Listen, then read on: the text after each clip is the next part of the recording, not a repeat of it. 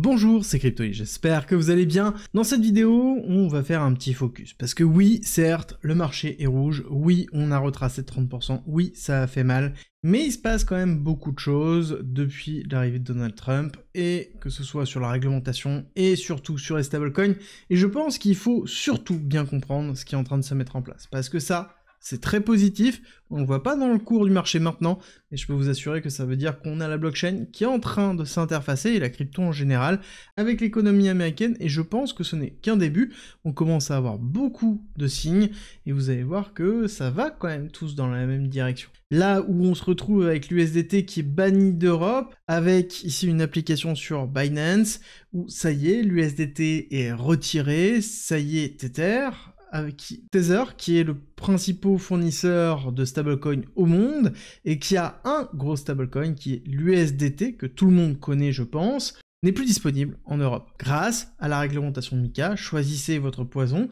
mais dans tous les cas la réalité c'est que le plus gros stablecoin n'est plus disponible en Europe, parce qu'il ne respecte pas la réglementation MiCA, parce qu'il n'a pas les infrastructures nécessaires pour pouvoir être dans la réglementation. Alors, pourquoi j'aborde ça? J'aborde surtout la décorrélation entre ce qui se passe en Europe et aux USA. En Europe, on veut réglementer, on a imposé une norme très forte et qui est régie principalement par la BCE, la Banque Centrale Européenne, où globalement, il y a une limitation qui est drastique, qui est dure par rapport au volume total. Si on dépasse ce volume-là, la BCE peut dire, bah écoutez, vous arrêtez tout simplement d'émettre. Et ça veut dire aussi que vous représentez une menace potentiellement sur notre monnaie à nous. Alors est-ce que c'est lié à l'euro numérique? Je n'irai pas tout de suite sur cette partie-là, mais je veux vraiment me concentrer sur le stablecoin, qu'il soit euro ou dollar. Et pourquoi ça? Parce que on a ici World Liberty Financial, donc qui est la plateforme de finance décentralisée détenue majoritairement par la famille Trump, qui a décidé, qui a annoncé de lancer son propre stablecoin USD1, parce que USD était déjà pris, donc forcément on n'allait pas dire USD bis, donc on a fait USD1, et qui sera adossé directement au dollar. On a d'autres éléments qui rentrent en compte. On va avoir ici la réglementation, qui va être là pour réguler les stablecoins, et je suis sûr qu'on va avoir quelque chose qui va être pro-stablecoin, qui est une volonté claire derrière d'utiliser le stablecoin pour promouvoir le dollar américain, parce que c'est une réalité. Ils ont actuellement les parts de marché. 99% des stablecoins qui tournent en ce moment sont au dollar. Les volumes sont sur le stablecoin au dollar. Oui, on a quelques stablecoins euros, mais voilà, c'est minoritaire. Et donc, ça veut dire que le dollar est encore plus dominant sur le monde des cryptos. Donc forcément, il y a un intérêt à jouer. Et quand on regarde certains acteurs, comme Circle, qui fournit l'USDC, donc c'est-à-dire un autre stablecoin, le deuxième plus gros, on va dire centralisé derrière Tether, qui lance une IPO, donc ça veut dire qu'il va rentrer en bourse.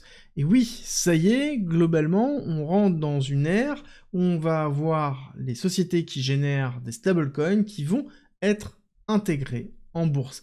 Et ça, c'est très important, parce qu'il faut comprendre pourquoi. Alors oui, derrière, il y a la notion d'hégémonie du dollar, oui, il y a aussi le fait d'avoir son propre stablecoin qui fait toujours plaisir.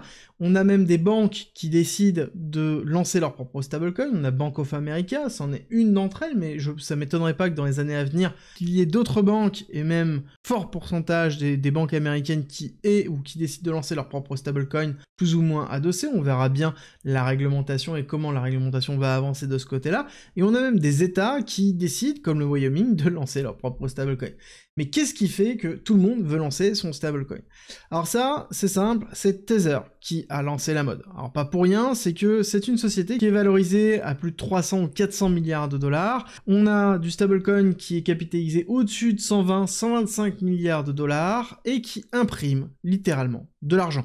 Quand je dis qu'il imprime de l'argent, c'est-à-dire que à la moitié de l'année 2024, il avait généré 5,2 milliards de dollars de profit, alors que c'est une société qui a été lancée en 2014, donc il y a très peu de temps, qui n'est pas technologique, qui juste met à disposition une crypto, un token, un récépissé, un bon, un post-it, peu importe comment vous l'appelez, contre le dollar. C'est-à-dire que vous lui donnez $1, il vous donne un post-it vous permettant de récupérer ce dollar derrière, et vous pouvez faire ce que vous voulez avec ce post-it-là de votre côté. Par contre, lui, il va générer du cash avec votre propre argent. Et c'est un business model qui fait envie, forcément. Imaginez bien que si la famille Trump se met à travailler sur ça, ce n'est pas pour rien. C'est qu'il y a vraiment un gros intérêt parce que justement, c'est une imprimante à billets qui est énorme.